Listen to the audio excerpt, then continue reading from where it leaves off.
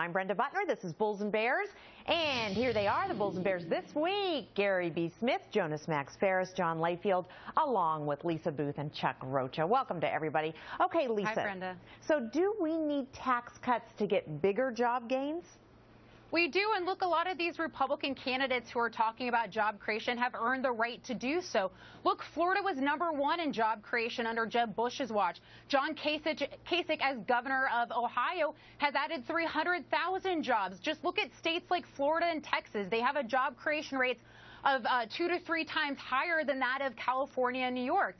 If you look at the Bureau of Labor statistics, just between the years of 2007 to 2010, Texas added more jobs than 49 states combined. As you know, Texas has no corporate or individual income taxes. So just look at the states. Well, what do you look at, Chuck? Well, what I look at is a Republican primary debate, and that's kind of like asking a bunch of kids if they like ice cream. Of course they're going to talk about tax cuts, but there's a history here. When George Bush was there, he cut taxes to an all-time low, and we went into a recession. Am I for tax cuts? Absolutely, especially if I'm getting them. And as a small businessman, I'm not. When you have tax cuts, they normally only go to a small group of people who can employ lobbyists, and the rest of us are left behind. Well, there was more to that recession than just tax cuts, Gary B. It had a lot to do with the housing boom busting. But take a look at tax cuts and what that means to job gains. What's the mechanism by which that works? Well, it's easy, Brenda. First, there's two points. One, in even the most recent study by the National Bureau of Economic Research, they found a positive correlation between tax cuts and job growth. But more importantly, you know, people like Chuck forget we're earning the money. I mean, why isn't the right thing to do to let the people that earn the money keep the money, except for essential government services? Look, here's how it breaks. If I go spend $1, I'm going to spend $1 normally where it's most efficient. I'm going to go to the Starbucks, and Starbucks grows, or I'm going to go to spend it on Netflix. When the government spends it, they try to deem in their mystical powers what's going to work, and that's why they come up with silly stuff like the stimulus package that we had that built all these construction projects that never turned out, things like Solyndra. So when the government spends the money, they spend it inefficiently, and that doesn't lead to any job growth. Let the people keep the money. They know how to spend it best, and that's what causes jobs to grow.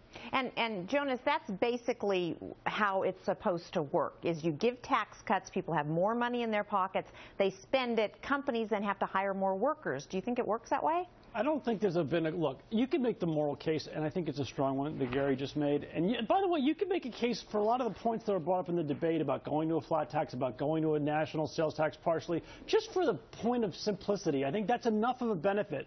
But to have to go out to like Magic Land, it's also going to do all these awesome things. I think that part is questionable. There's been a lot of cases where we raised taxes and the job growth was there. And the opposite, I think in some ways there's a perverse incentive to hire people if the top brackets are a lot higher than the low brackets, because you can deduct hiring another employee and they'll do work for you and you can sit back on your hammock and work less. Because why? You were paying a high tax rate anyway. I'm just saying at a very high level. I'm not saying we're there yet, but there's some strange things. Also, our tax code is a negative tax rate right now, so it pays you to take on your first job and make a little bit of money through the earned income tax credit. It's hard to get more incentive than that. So I don't know how we're going to lower this problem with the labor force participation rate by going any more that way. We already pay you to start working. What more do you want out of this tax code? So I think to say, oh, we're going to have lots of hiring because we change it is a bit of a stretch. Well, I guess the idea, John, is that if you cut taxes, especially on the people who create jobs, you'll be able to hire more people. Yeah, exactly. And I think the better comparison is Ronald Reagan's economy to President Obama's economy.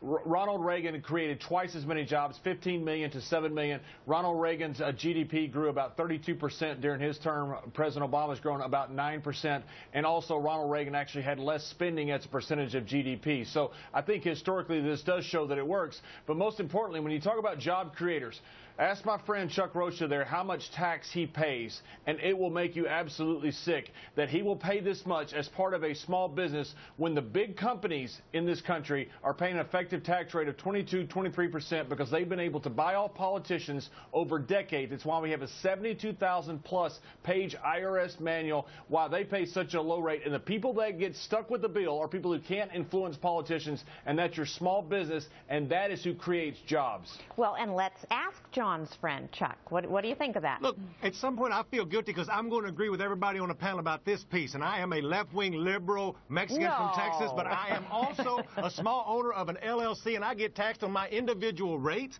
which kill me. Also, I live in D.C., so tack another 9% tax on top of that. So when I'm sitting back thinking about if I'm going to hire, sure, I want to have a tax break, but I also want the other people paying the same amount of taxes, and I don't want you to overtax working folks, so you put a good Democrat like me in a conundrum. Using those big words. Okay, Lisa. Well, and Brenda, here's the irony. Look, it's liberals like Hillary Clinton that are calling for higher taxes, but let's take a look at President Obama's economy. They do it under the guise that it's going to help middle-class families, but middle-class families are making less than they did before President Obama took office. Look, we've lost hundreds of thousands of jobs in construction and manufacturing industry, so it's middle-class families who are suffering under President Obama's policies. We just heard Mike Huckabee propose taxing non-payroll for Social Security showing up by taxing capital gains. That's a tax increase that didn't come from a liberal. So to just spin it like only liberals are talking about tax increases, given what we just heard in the debates, is a little bit of a stretch, wouldn't you say?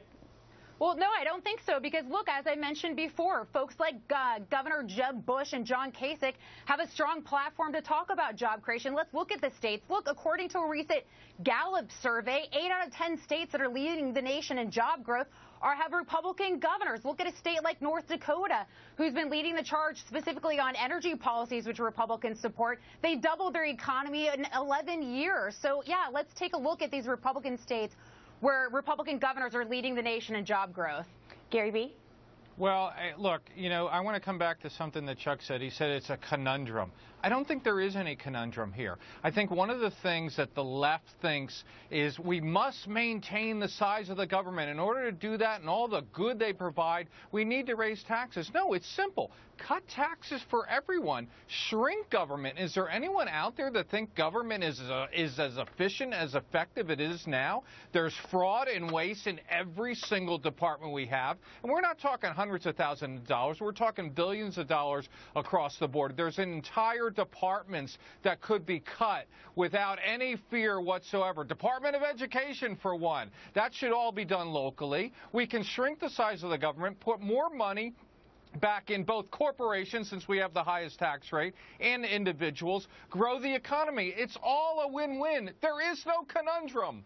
Okay, I'm just going to let John respond to that quickly.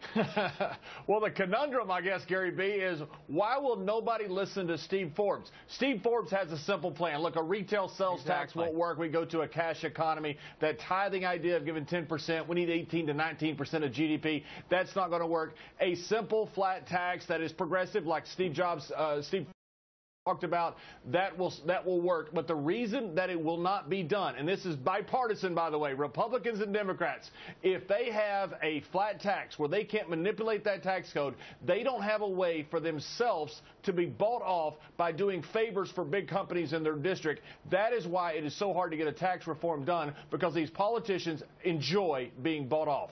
Okay.